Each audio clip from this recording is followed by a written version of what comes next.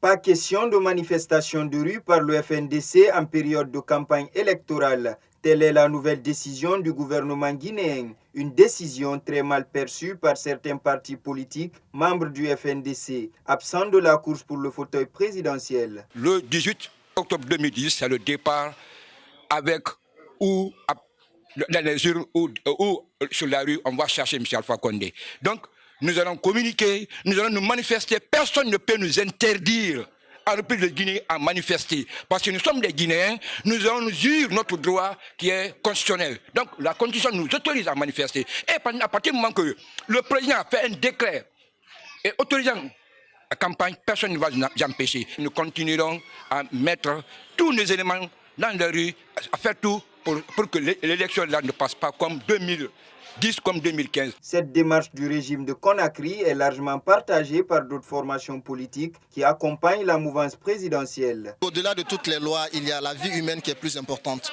On peut permettre peut-être à ces classes politiques de pouvoir sortir dans les rues, mais s'ils ne peuvent pas, comme on le sait déjà de façon antérieure, ils ne peuvent pas cadrer leurs manifestations, ils ne peuvent pas cadrer leur mobilisation. Cela va sans dire qu'il faut obligatoirement essayer de mettre la vie des êtres humains au-delà de tout ce qu'on peut appeler comme droit, comme loi.